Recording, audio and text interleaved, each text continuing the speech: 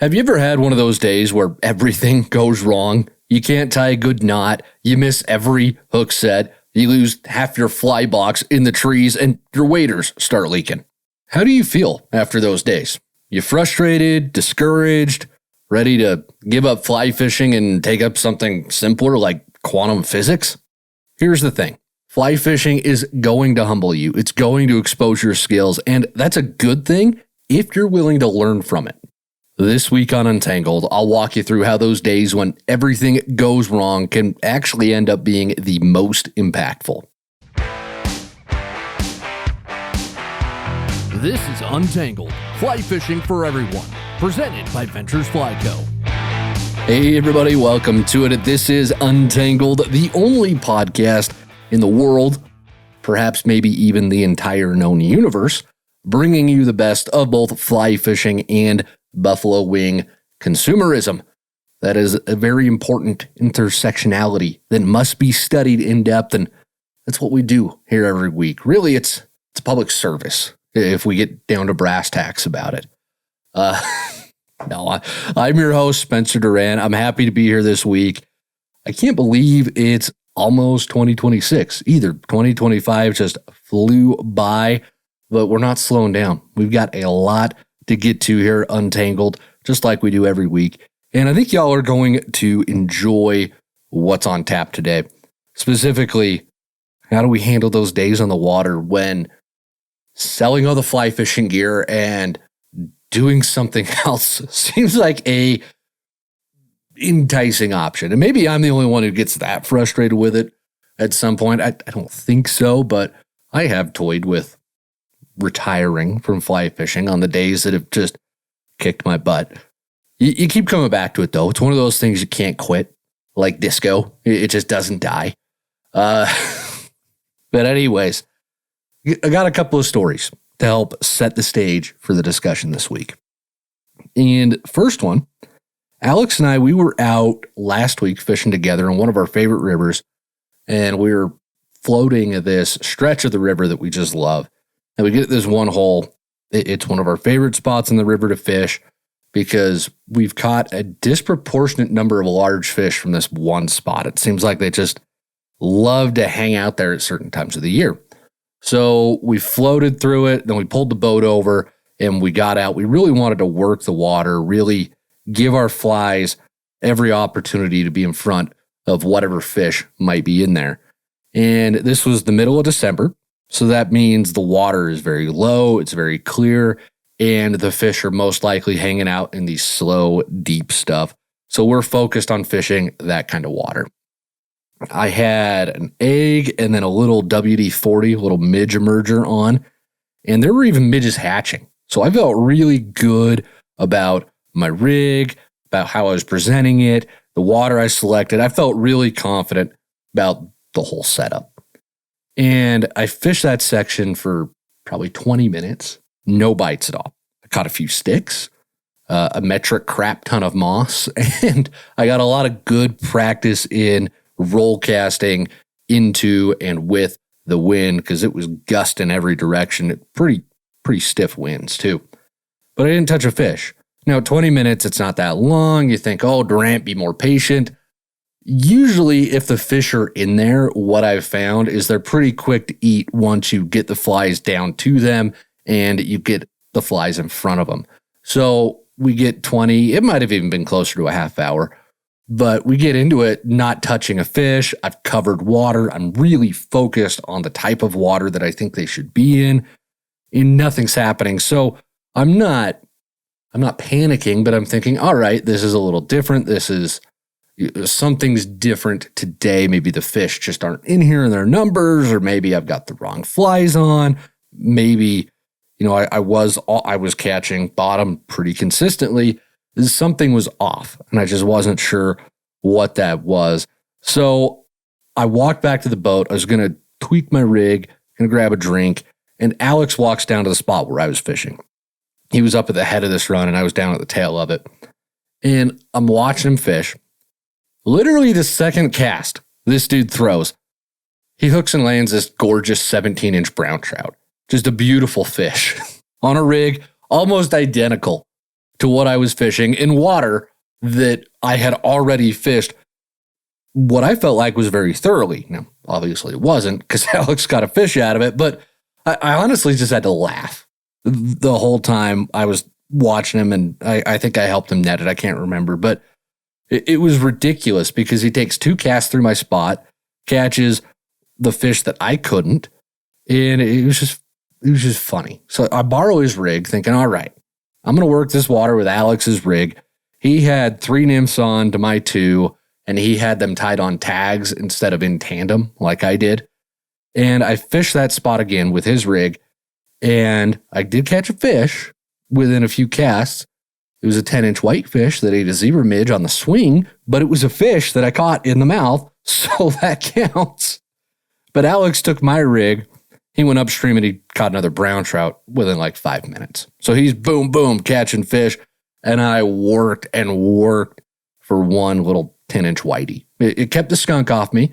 I'm never unhappy to see a fish, but I didn't touch another fish the rest of that day. It was really tough fishing all day long. And then just before I went on that trip with Alex, I was actually out on one of my local rivers with my buddy Gene. And we had plans to float. It was a Friday, I think, that we were floating. The forecast called for this high temp of like 40. So we figured it's going to be plenty warm to fish. Well, I pull up to the boat ramp. It's 9:30 in the morning. It's foggy. I can't see more than a couple hundred feet. And that's unusual in Wyoming to get fog like this. It's 28 degrees, and all that humidity is making it feel very cold. I don't know how y'all who live in humid places deal with it, because I've got some family in Texas, and anytime I go down south, anywhere that's humid, I don't know how y'all survive. Give me the dry, cold air any day of the week.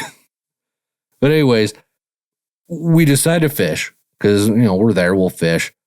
We launch the boat, we start floating down the river. My hands are freezing up so much and so quickly that I can't even strip fly line in to make a cast or set the hook or anything.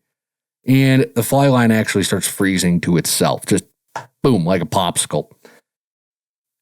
It was just miserable. I put like a 5-inch fish in the net. I set the ever-living snot out of that hook when it ate, though. I set so hard it almost flew out of the water. But I put that little 5-inch trout in the net. I hooked into 2 others that spit the hook before they got to the boat. But I spent the majority of that day warming my hands up, shivering, picking ice out of my guides. It was just miserable. Now, both of these trips, I go out and the fishing is not what I expected. It was very tough. One was awful conditions. One was just, I couldn't really seem to find the fish, even though Alex could.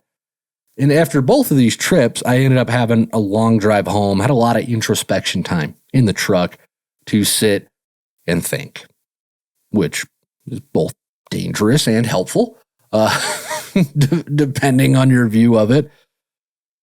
But I remember going through and thinking, all right, I host a fly fishing podcast, dadgummit. I'm supposed to be able to catch fish, right? I can do this. I'm supposed to know how to troubleshoot these bad days. I can find trout in the worst of conditions. I'm an expert, right? Well, first off, I'm kidding. I'm no expert. And just because I host a podcast doesn't mean anything. But I don't care how long you've been fishing. I don't care how good you are. I don't care how many fish you've caught and how many far-flung locations across the world. You are always going to have days like that where you get a huge ego check. And again, I don't think my hosting a podcast has anything to do with my fly fishing skills. I have always said I'm an average angler. The only difference is that I taught high school for a few years. I went to school to become a teacher. So I do know how to teach. And that's something unique that I think I bring to the fly fishing world. But that's all I'm ever going to hang my hat on is I feel like, yep, I can teach. I'm an average angler. I enjoy the heck out of it and I love it. But I've never tried to hold myself up as an expert. And I think I've been very upfront with y'all about that. I'm just someone who loves to do it and gets to do it a lot. And these 2 trips were incredible ego checks for me. because, and this isn't always easy to admit, but when you go on trips like that and you have those really tough days, you end up seeing there's really three kinds of anglers in the world. You have the anglers who think nothing is their fault. It's the weather, it's the guide, it's that they ran out of that magic fly. Okay, that's one type of angler. The second type of angler is the one who chalks the slow days up to the fact that, fishing is inherently unpredictable and slow days are always going to happen, which is true, but it can also, thinking, oh, well, it was just a slow day. That can also be a form of protecting your ego because it's not always fun to admit that you didn't do it right. And then the third type of angler is the ones who aren't happy with how it went down. They take it a little personally. Excuse me. They take it a little personally sometimes, but they're also willing to look at everything, including themselves, to figure out why the day didn't go the way that they wanted.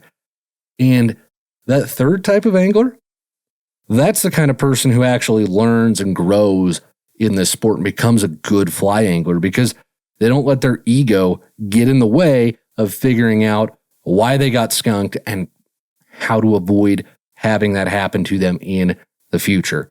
They're very confident in their ability to learn, and they know they always have room to improve their fly fishing skills. And that's the type of angler we should all strive to be. And it's the type who, when the bad days happen, they don't feel any hit to their ego. And that's the type of angler that I all too often am not. I am all too often the second type of angler, way more than I would like to be. Just, oh, it was a slow day. And I don't have the moments of introspection and, well, what happened? What went wrong that I should? And that's what I realized after these last two trips was, oh yeah, there's been a common denominator lately, and I've been fishing with different people, fishing different rivers, in different drainages all across the state. It's not a fish thing, it's a me thing. And, I told Alex after that slow day that we had that it felt like the entire fall and the early winter has been off. Just something's not felt right about the fishing and the weather. I mean, we've had really low water. It's been abnormally warm. It was almost 50 here yesterday, which is unheard of in December in Wyoming. The fish haven't been acting normally when I've been out to fish. It's just been weird. But I tell Alex all of that while at the same time remembering that I have guide friends. I talk to them. They're out fishing consistently, and they're telling me about, oh, we've had really good days lately. We've been putting some nice fish in the boat. It's been, you've got to work for it a little bit, but there's nice fish out there. And they tell me that, and really it reinforces that notion that I'm probably too willing to accept slow days as part of fishing and not do enough to actually think, okay, well, how can I improve? How can I be better? Right? And just to be clear, slow days are going to happen. That's part of fly fishing. But on those slow days, you've got to be really honest with yourself if you want to progress as an angler, and you've got to be willing to look at and say, okay, is it slow because of something I'm doing, or is it just a slow day of fishing? Because those are going to happen, and not every slow day of fishing is your fault. But every time that it's difficult, or every time that it's not as easy as you envisioned it being, if you just chalk it up to a slow day, you end up like me, where you string a whole bunch of pretty meh days together, and then you start to wonder, okay, well, what's going on? All right. And let's revisit that trip with Alex one more time. Mid-December, the day wasn't too warm, it wasn't too cold. I think it was in the mid-40s. Water is very low, very clear. So all of my experience, all of my knowledge about winter fly fishing tells me I need to focus on slow, deep water with smaller flies. Now, that's what I did. I fished that, and I almost got skunked. I had just one 10-inch whitefish to show for it.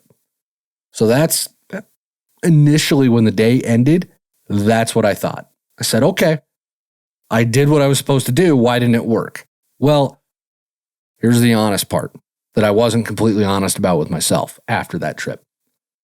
I did not fish the rest of the river as hard as I fished that first hole that we stopped at, because once I realized that it was likely going to be a slow day, that the fishing wasn't going to be on fire like what we expect sometimes, I got sucked into this, well, the fish are only going to be in certain water, and if that water doesn't look good enough, I'm not going to fish it mentality. And that's certainly true in the winter, but at the same time, with how weird the weather was, it was probably worth fishing a lot more water than I actually did, and doing so a lot more thoroughly than I actually did, because winter fishing it's often way more about working the water until you get your flies right in front of a fish, more so than it is covering tons of water. You want to very thoroughly work the best water, and definitely, fish as much as you can, but really thoroughly work that water, because the fish are not going to move as much on your flies in the winter as they will at other times of the year. That's one of the few true facts that we can hold to in fly fishing. So I didn't fish as hard as I should have. I didn't put as much effort into the rest of the river. Once I realized it was going to be slow, I thought, well, they're only going to be in this type of water, and I'm only going to fish that. And if I didn't see it, and if it didn't feel good enough, I wouldn't fish it, which is just a ridiculous way to approach the river. It really, thinking about it now and even telling the story now, I kind of get really frustrated with myself and want to go back to last week and smack last week's Spencer in the face. Say, get your crap together, dude. You're on a river fishing instead of behind a desk somewhere. Be happy. And I'll dish out a little bit more honesty here, even. I don't know why, but I've fallen into this line of thinking lately that the fishing needs to be fast whenever I'm out on the water, that it needs to be very quick, very engaging. And I think part of that's come from the fact that I fished less this year than I have, I think, since high school. It's been that long that I've had a year on the water where I just didn't fish as much as I did this year. And, my daughter was in the NICU for a month. She came 6 weeks early. I was in the middle of remodeling the house when she showed up. So after she got home from the hospital, I had to finish the house remodel. And then we've been back and forth to a bunch of doctor's appointments with some other health problems with the little baby. It's just been a lot. So when I've made it out on the water, I've been expecting the fish to almost just to throw themselves at me like, bro, we missed you. We're so glad you're here. Hi. And that's just not what they're going to do. It's not realistic at all. If I'm not on the water consistently, how can I expect to get into fish if I don't have a handle on how the river's been, how the fish have been, how the hatches have been? I can't. And that's a ridiculous mentality to have in my head. And I can't shake it. So I end up getting frustrated early on all these trips, and then just not fishing as thoroughly or as hard as I could. I end up being that second angler who just is very lazy, very passive about it. And I'm doing myself a disservice. It's been frustrating to have that realization hit and realize that I was expecting way more than I probably should have. So my 2026 resolution, because I know y'all are just dying to know what that is, I'm going to go nuts. I'm going to fish really hard when I'm out on the water next year. I'm really going to put more effort into being a more thorough, being a more intentional angler in 2026. That's going to be my goal. So the point of all this is, bring it all back into a nice little bow here for you. Be the angler who's willing to look at why you're struggling out on the water. Be the angler who's humble enough to figure out what the problem is. Check your ego at the door. If you do that, you're going to avoid doing what I've done for, honestly, we had some great fishing in July, and then things started to get tough with the low, warmer water here in the West. And from about July on, it's been this mentality that I just described.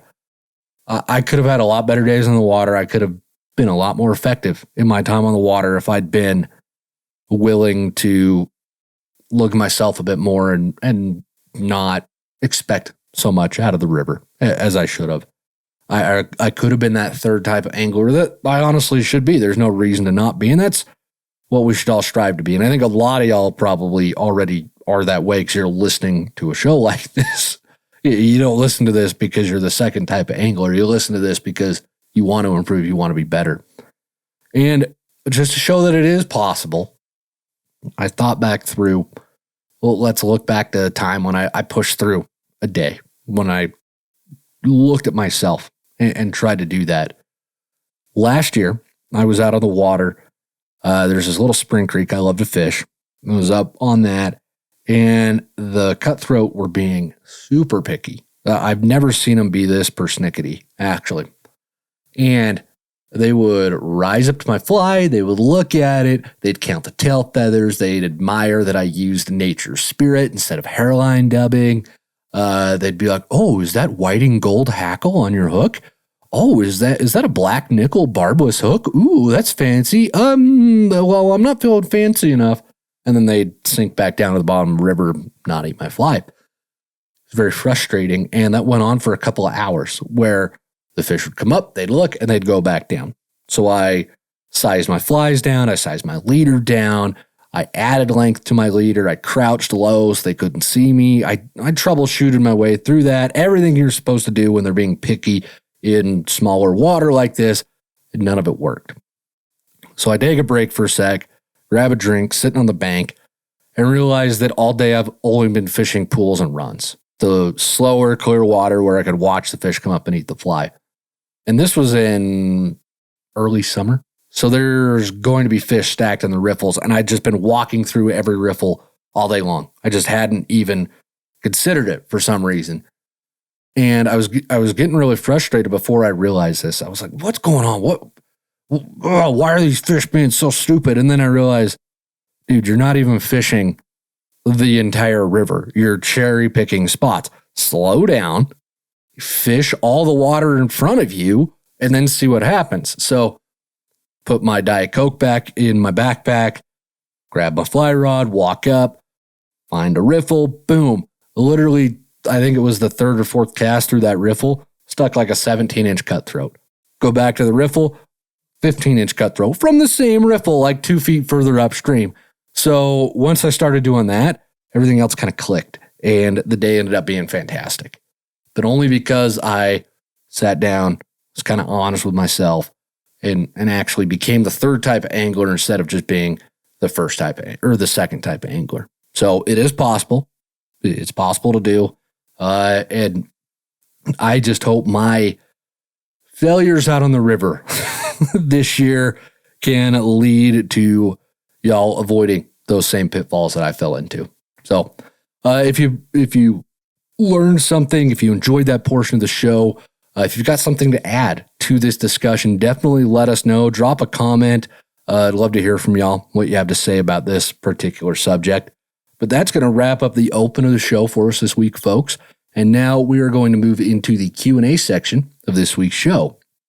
And every week here at Untangled, we spend half the show directly answering questions from listeners and viewers just like yourself. So if you've got a fly fishing question that you would like answered, there is a link to send those in down in the show notes or right here on the screen if you're watching the video podcast.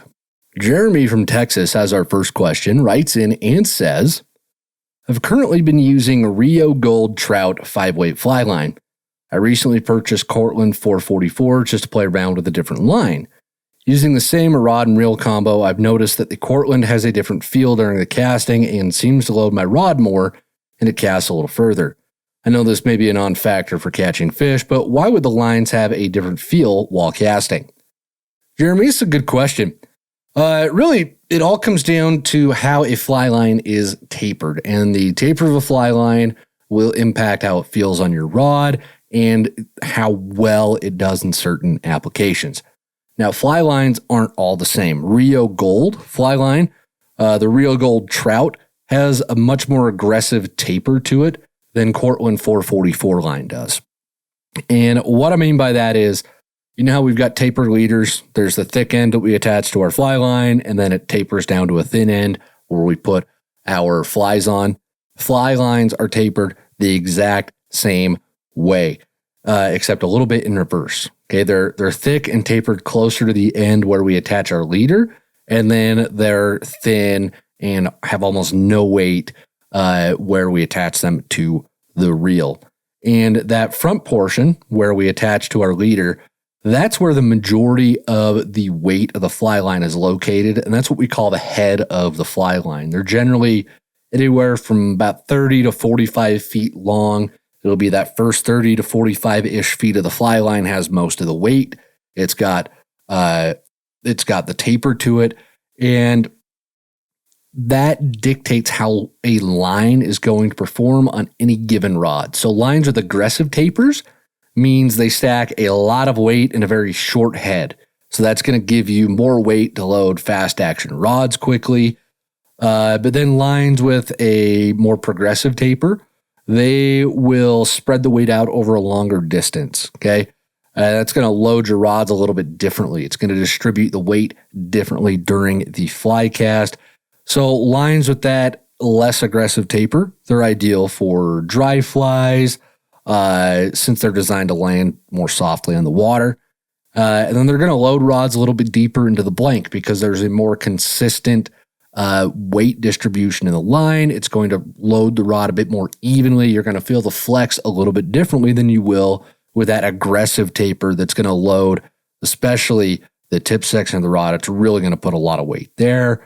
And you're going to feel those lines with aggressive tapers. They're great for throwing streamers, heavy nymph rigs, big dry flies, big dry dropper rigs, really getting those big flies out there and doing it quickly, and then generating very high line speeds. Those heavy lines can aid in that as well. So the short of it, simplest explanation here is that you want to match your fly line to what it is that you're trying to do. So for you probably noticed that difference in casting the Cortland line because that Cortland line is probably better matched to the action of your fly rod. So you're able to feel the casting rhythm more accurately, which means you're dialing in your timing. You're able to throw better casts. So when you have a fly rod that's maybe a moderate action instead of fast, and the fly rod is built more for dry fly fishing than it is to be an all-purpose 5-weight, that's when a line with a more progressive, more relaxed taper to it is going to benefit you. Whereas if you buy a 5-weight that's designed more for all-purpose, we're going to chuck everything from streamers to small nymphs. Those rods generally tend to be a little bit faster, and they generally fish and feel better with a line that's got a bit more of an aggressive taper to it. Just it loads the rod a little bit more effectively. It coaxes the best performance out of that rod. Now, this isn't 100% true all the time. I've thrown some very fast rods that perform well with a true to weight, relaxed taper fly line. It really just depends on the rod and what performance you're trying to coax out of it at the end of the day. But the differences in casting are felt because of the taper of the fly line. And that is going to have an impact for catching fish, because if you need to throw dry flies, but all you have is a really aggressively tapered fly line, it might not land the flies softly enough on the water. The fly line might just smack and spook the fish. So you might have a harder time pulling that off in that instance. That's a very extreme example. And I could only see that being a problem if you've got like a streamer line that's designed for streamers and you're throwing dry flies on it or something, because those streamer lines are very heavy, very short heads so that you can bomb those streamers out there. But to a lesser degree, you might see that happen. So hopefully that answers your question, Jeremy. Appreciate you sending it in. Thanks. Paul from Colorado's got our next question, writes in and says, recommendations on how to work towards being a guide. I cannot do guide school until 2027. Paul, this is an interesting question. I appreciate you sending it in. First off, I know quite a few guides, and I've been lucky to become friends with some guides who are the best in their respective rivers and regions. And none of those guides that I know personally went to guide school. I can't speak for guide schools as a whole, since I've never been to one.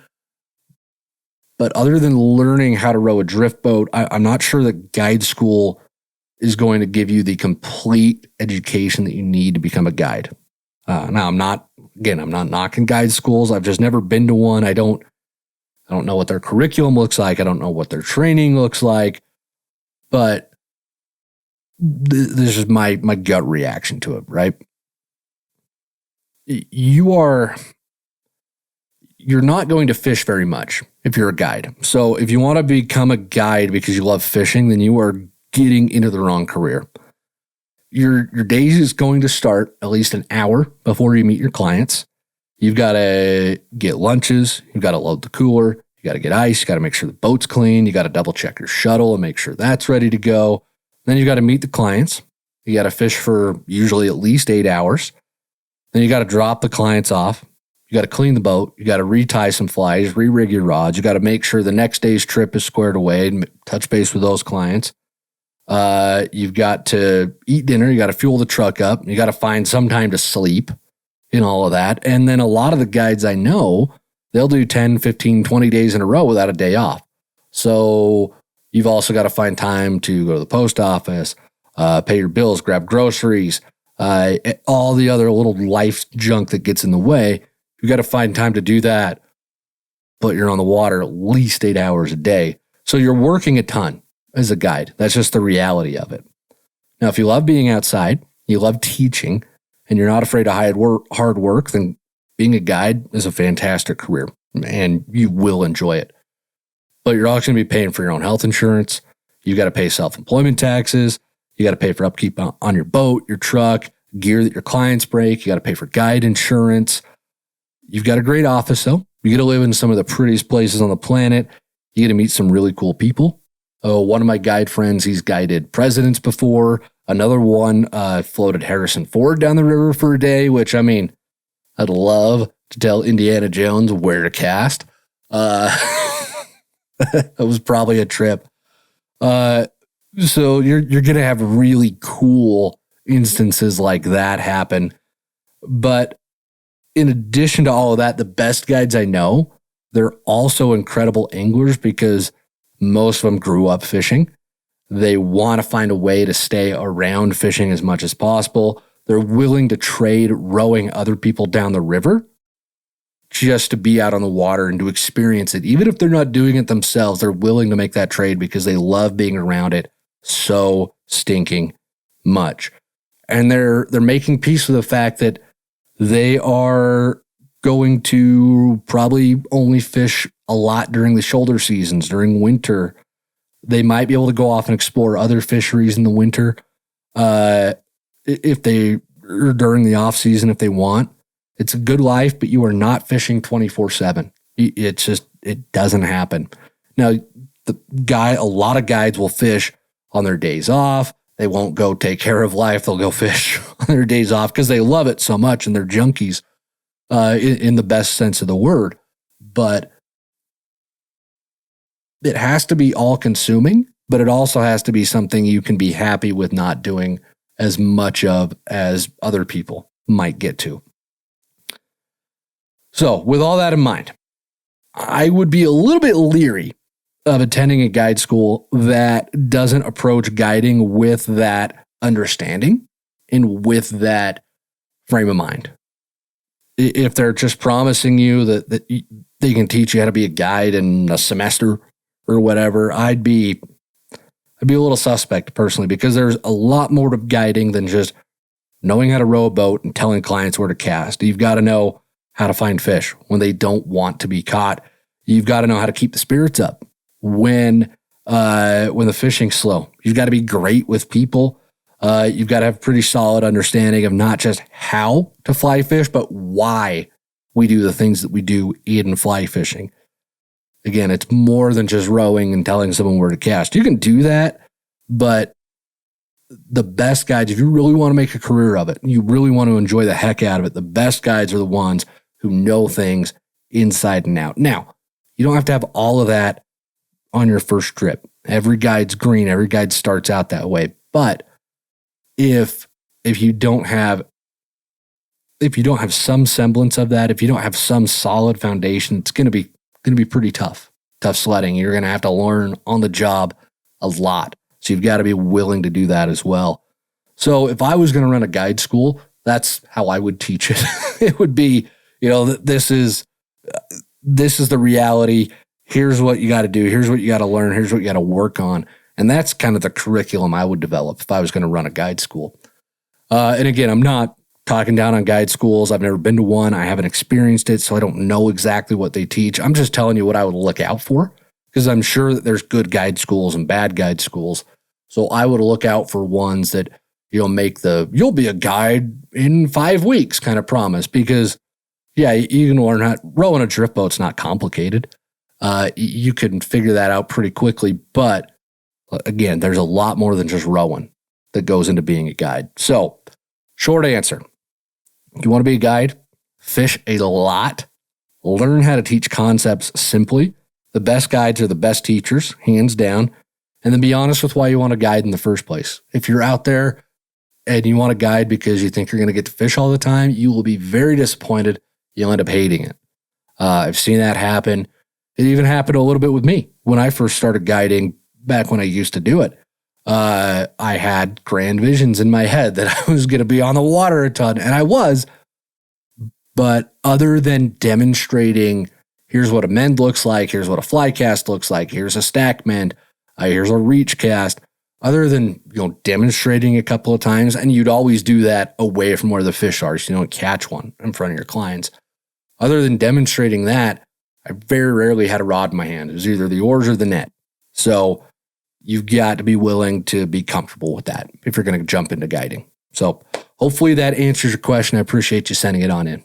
Mark from Austria has our next question, writes in and says, how would you approach and fish a river like this one? It's a deep, fast alpine stream running through a narrow, hard-to-access gorge with short but very deep pools about 7 feet. There are big trout in there. I've already had good success with nymphing, Euro nymphing, and streamers, mostly catching fish closer to the edges. But I'm sure the biggest ones are holding deep in the center, and reaching them seems nearly impossible. The current is so strong that the fly barely has time to sink before it's swept away. I haven't yet spent enough time testing super heavy Euro nymph setups. How would you tackle this situation to reach those deeper fish effectively? Mark, great question. Thanks for painting a picture there for us to dissect together. Before we get into that, though, I would like to draw your attention to something that you said in your question. You said you are sure the biggest fish are holding in these pools, but the current in these pools is so fast and the holes are so deep and they're so short that your flies barely have time to sink before they're swept away. So let me ask you a question now. If your flies are getting pushed around in the water like that, is that really the best kind of water to look for fish in?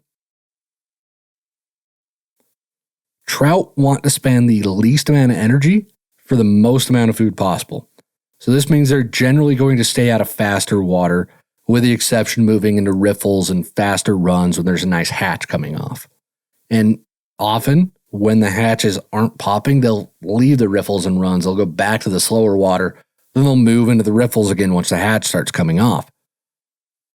You also said that you've been catching fish closer to the edges of these pools. Now, the edges is going to be where the water's the slowest. So it sounds like these pools that you're describing are pretty stinking quick, and the middle of them might be just a bit too quick for fish to hold any time of the year. Fish aren't going to hold or eat in rapids. Unless they're salmon migrating upstream to spawn, they really don't spend time there because the water is just moving so quickly that can they even get the food in their mouths? Then they're spending all this energy to sit there. Why would they be there when they can spend less energy and get way more food by moving a few feet to the left or to the right? Yeah, they're going to move. That's what they're going to do. So I would probably, again, without seeing the holes, without being there with you, it's hard to say for sure.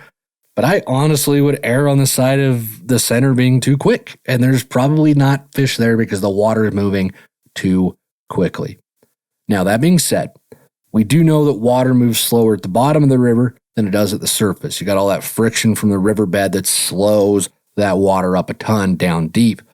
And if these pools aren't quite rapids, if I'm reading into it a little bit too much there, then there is a chance that fish are holding at the bottom and the middle of these pools, like you mentioned, because if it's slow, deep, and there's a lot of food, a lot of protection from predators, it's a great place to post up if you're a fish. That's like my couch post-Thanksgiving. Yeah, you grab a plate of the leftovers, kick your feet up on the coffee table, you're posting up. You're in a good place. That's exactly how the trout are going to feel down there. So in that case, Euro rigs or tightline nymphing rigs, they're a great way to get deep because they sink super quickly. You've got immediate contact with those flies. That's honestly the way I would go for it if it's that deep and that quick. But I would cast as far upstream as possible with your flies. And the reason I would do that is you want those flies dropping in as deep as possible when they enter the pool, because then they're going to get even deeper throughout the rest of that pool. So if you cast upstream and give them time to sink before they get into the strike zone in the pool, there's a much better chance of them actually being deep and in that strike zone. So I would cast them up as far ahead of the pool as you can, let them sink, and then I would experiment with different flies to achieve that depth. Dead drifting streamers can really work very well. Maybe even putting some split shot on to get it down deeper. Larger stonefly nymphs, not a bad idea as well. And then you could also tackle these with a sink tip fly line and a streamer. It's a good way to get down deep. And then those bigger streamers can be an effective way to entice those big fish to eat as well. But that is how I would tackle it. Hopefully that makes some sense. But if you got any follow-up questions, do not hesitate to drop a comment. I'd appreciate it. With that, folks, we are going to wrap up the Q&A portion of the show this week, but don't go anywhere because we've got the Live Real Life moment coming right up. Every week here at Untangled, we end the show by sharing a story and picture from folks who are out on the water living real life. We love to hear and see all of your adventures that you're going on. This is the stuff we live for. This is why VFC at Untangled exists, is for living real life. So if you've got a live real life moment you would like to share with all of us, there's a link to send those in down in the show notes or right here on the screen if you're watching the video podcast. And this week's live real life moment is from Taylor, who writes in and says, "Hey Spencer, I love the podcast. I've been an avid angler for about 20 years, but until a couple of weeks ago, I had never so much as held a fly rod. A buddy of mine pitched this idea that we go to the White River in Arkansas to do some fly fishing for trout.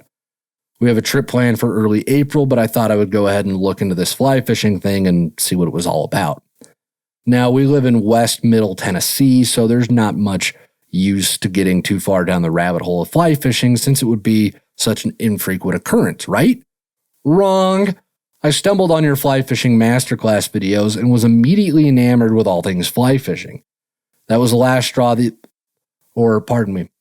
wasn't long after this that you guys put out episode 114 of Untangled, Fly Fishing for Anything.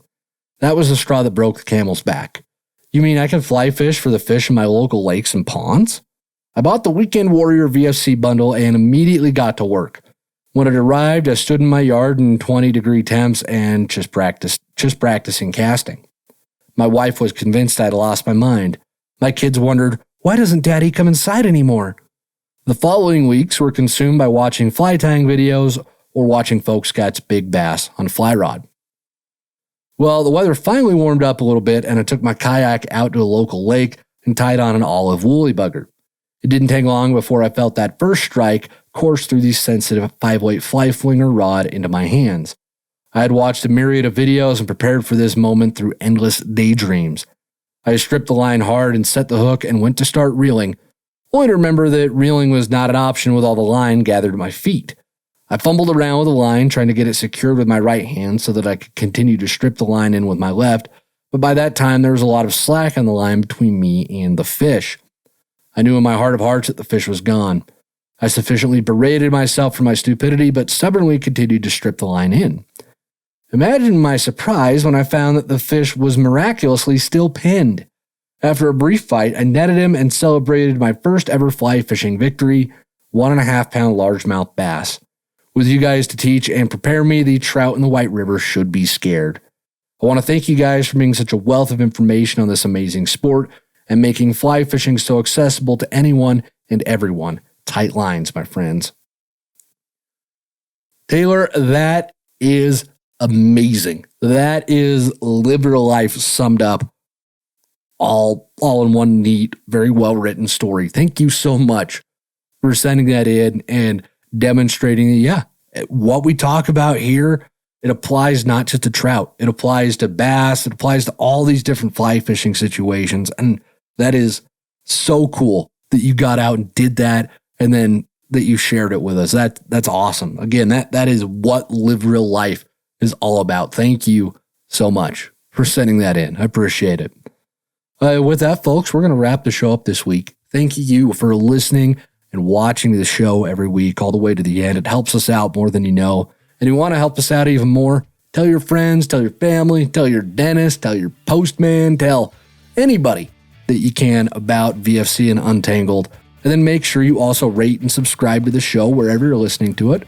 The more ratings and subscriptions we get, the more folks we can help live real life, which is the entire goal of VFC and Untangled. And until next week, everybody, get out on the water. Don't freeze while you're out there fly fishing. Try and get into some good, fun times on the river and to live real life.